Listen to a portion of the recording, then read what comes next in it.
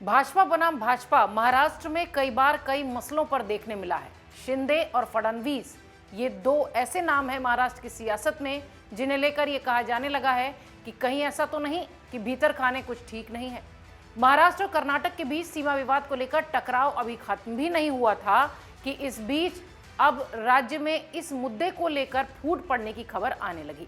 दरअसल ये मुद्दा कुछ ऐसा है जिसका जिक्र हम आगे की रिपोर्ट में आपको करके बताएंगे। कर्नाटक में आने वाले क्षेत्र को लेकर महाराष्ट्र विधानसभा में प्रस्ताव लाने से जुड़ा ये मामला था और बताया ये भी गया कि प्रस्ताव को लेकर मुख्यमंत्री एकनाथ शिंदे और उप मुख्यमंत्री देवेंद्र फडणवीस एक मत नहीं थे। ये कर्नाटक सीमा विवाद का वो मुद्दा था जिस पर कि दोनों का एक साथ खड़े होना नहीं देखा गया। इधर प्रस्ताव पर दोनों ही नेताओं की अलग अलग राय सामने आई। ऐसे में अटकलें लगाई जा रही थीं कि सरकार के दो शीर्ष नेताओं में टकराव से गठबंधन पर संकट हो सकता है। इस बीच एक और नया मामला सामने आ चुका है जो शायद ये बताता है कि अब विपक्ष को फिर मौका मिल गया है सवाल उठाने का।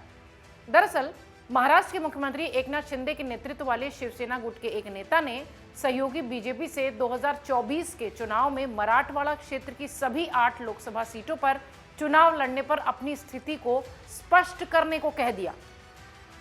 उन्होंने ये कहा कि 2019 में 8 में से 4 सीटों पर शिवसेना ने चुनाव लड़ा था और पुरानी वाली शिवसेना ने, और उन निर्वाचन क्षेत्रों में अपना दावा पेश किया था।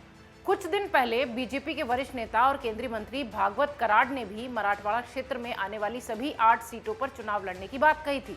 इधर मुख्यमंत्री शिंदे गुट से ताल्लुक रखने वाले महाराष्ट्र के ही पूर्व मुख्यमंत्री अर्जुन खोटकर ने भी एक साक्षात्कार में कहा कि मैंने उस बयान को सुना है लेकिन इसे गंभीरता से नहीं लिया जाना चाहिए। उस बयान के पीछे का इरादा शायद बीजेपी के आधार का विस्तार करना होगा। इधर अगर बात करें तो खोटकर ने यह भी कहा कि उन्हें से उनका संदर्भ बीजेपी से था कि बीजेपी के नेताओं को यह याद रखना चाहिए कि महाराष्ट्र में मुख्यमंत्री शिंदे के नेतृत्व में ही सरकार बनी थी। कम से कम 12 से 13 सांसद पहले ही शिंदे गुट से जुड़े हुए थे। पिछले जून में एनडीए सरकार ने गिरने के बाद मुख्यमंत्री शिंदे के नेतृत्व वाली शिवसेना गुट और बीजेपी ने राज्य में सत्ता साझा की है, ये सभी लोग जानते हैं।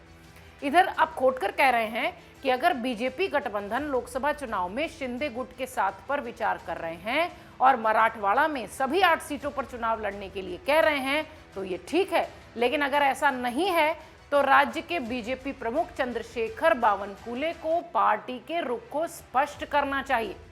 शिंदे गुट के नेता ने आगे ये भी कहा कि शिवसेना विभाजन से पहले शिवसेना ने 2019 में मराठवाड़ा क्षेत्र में औरंगाबाद, परभणी, हिंगोली और उस्मानाबाद लोकसभा क्षेत्रों से चुनाव लड़ा था जिसमें 8 लोकसभा सीटें आती हैं। वो आगे कहते हैं कि हमारा 4 सीटों पर दावा है।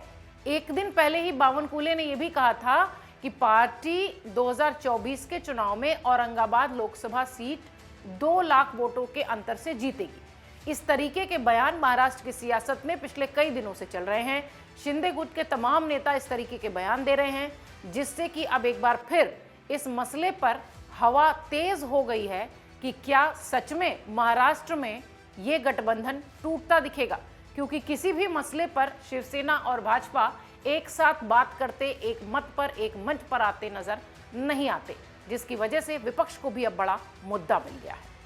अगर आप ये वीडियो YouTube पर देख रहे हैं तो हमारे चैनल को सब्सक्राइब करें और बेल आइकन को दबाना ना भूलें। अगर आप Facebook पर ये वीडियो देख रहे हैं तो हमारे पेज को लाइक करें।